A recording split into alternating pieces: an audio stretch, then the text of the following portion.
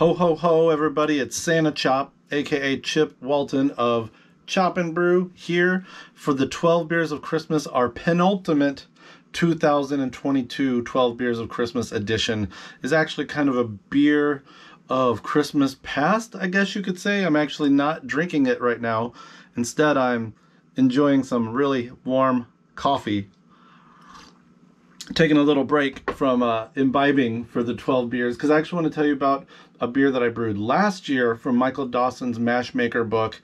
I actually enjoyed the last bottle of it a couple of weeks ago while I was sick. I had always planned on doing a 12 Beers of Christmas, tasting it in real time, but one night I wanted it, and I had it, and it made me feel a lot better, actually.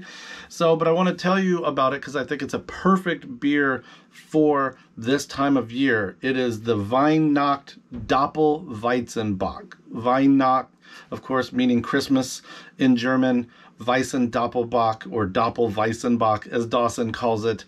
A pretty high octane, high OG, high ABV mashup of kind of a Weizenbock, a Doppelbock, and a Hefeweizen.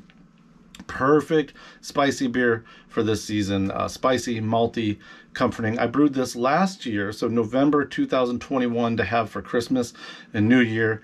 And I'll preface this, and most of you, if you follow me, know this, I'm not a great note taker. I'm no Paul Fowler by any stretch of imagination, but I did find a handful of photos that pretty much kind of helped me piece the story back together. So I'm going to share the brewing process and the recipe. The recipe from Mashmaker will be in the video description below, so you can get all of Dawson's eloquent introduction and inspiration to the beer. He calls it not quite a clone of Schneider's Aventinus, but pretty darn close, inspired by the original. The recipe, per Dawson's instructions, calls for Weyermann dark malt, which he explains is an heirloom Munich malt. I could not find that, so I subbed in Weyermann Munich. About nearly half of the grist is that, the other half being wheat malt. Then just a little bit of Cara aroma. 1 2-ounce bittering charge of German tradition is all the hops it gets, and I used Imperial Yeast Stefan strain, which is called for to ferment Hefeweizens and other spicy wheat beers.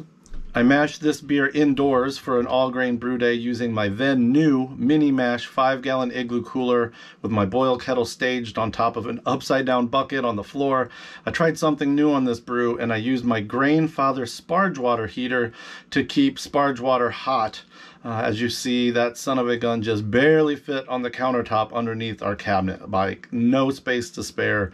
I used a Pyrex measuring cup to hand sparge the mash, which I ran off through a short length of tube into the boil kettle below. You can see the wort ran off a very nice, dark, tawny color, spot on for something nodding to both the Dunkelweizen and the Bock styles of beer. I don't exactly remember what my pre-boil gravity was, and I don't have a photo of that, but clearly I missed my numbers by a little bit, because I do have this photo where I'm weighing out 1 pound of wheat DME to add before the boil. 5-gallon kettle pretty much full at this point, probably about 4.5 gallons is what I'm guessing pre-boil. One more look at this really pretty wort in the brew spoon before we bring it up to a boil. I added the German tradition hops, boiled for 60 minutes. Little baby Jonas even got in the mix and wanted to see what was brewing in the kitchen. It's really wild to see this picture from just a little bit more than a year ago, because now he seems like a whole other human. So very cool moment to run across this photo in this batch of shots. Flame out.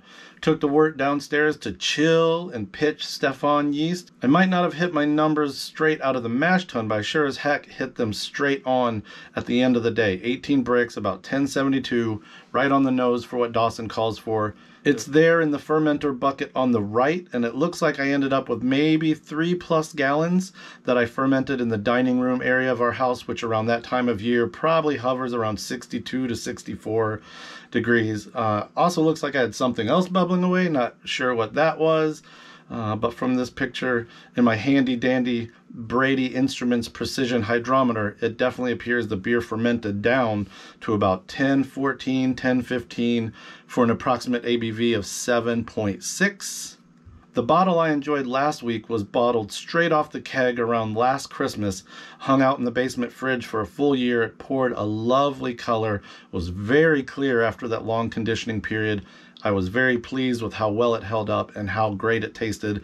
The first thing I got was this big spicy aroma, like dark bread baked with cloves. I do remember being a little more clovey when it was young, but I thought that now it still tasted a bit like a dessert type of roll or pastry that kind of leans on that dark toasted, almost seared, sugary, malty sweetness. A few sips later, as my notes now tell me, more notes of banana and booze warmth showing themselves, a bit like Bananas Foster, but cloves were still much higher in the mix in this really nice seasonal way. A bock color and strength, Dunkelweizen spice profile, reminiscent of the sort of holiday bun or pastry once again, maybe just a bit of those kind of like cherry-filled chocolate liqueur things you might get around the edges of the flavor profile. But for all of the flavors, it's very clean, very German, for lack of better description. Just a great beer. One I certainly suggest brewing any time of year, but especially for the holidays. Again, I'm going to link that Dawson Mashmaker recipe. They gave us permission to reprint that on chopandbrew.com, so I'm going to put that in the video description and at chopandbrew.com/recipes. So in this season of giving, I wanted to share with you what I consider a very successful brew, one that held up amazingly well for a full year and also made me feel a lot better in the middle of being sick. The spice, just the little alcohol boost kind of like alleviated some of my head cold, as it were. So I'm not a doctor. I'm not recommending you replace medicine with almost 8% Weizen Doppelweizenbock, but you could have worse ways to feel a little bit better. So definitely brighten my mood. I think it'll brighten your mood. If and when you brew this, let me know how things go for you, what tweaks you might make to it. Until tomorrow, which is the final 12 beers of Christmas 2022. That's wild to say, because right now most of these were shot like way in advance, but here at the end, as always, I'm literally like shooting them right before they're coming out. So right now it is the 22nd. This will be the 23rd video tomorrow, and then yeah, Elsa and I believe are going to do the finale beer, and you'll just have to stick around and see what that is. All right, chop for chop, ho for ho, Merry Christmas, and I will see you tomorrow for the last 12 beer of Christmas 2K22.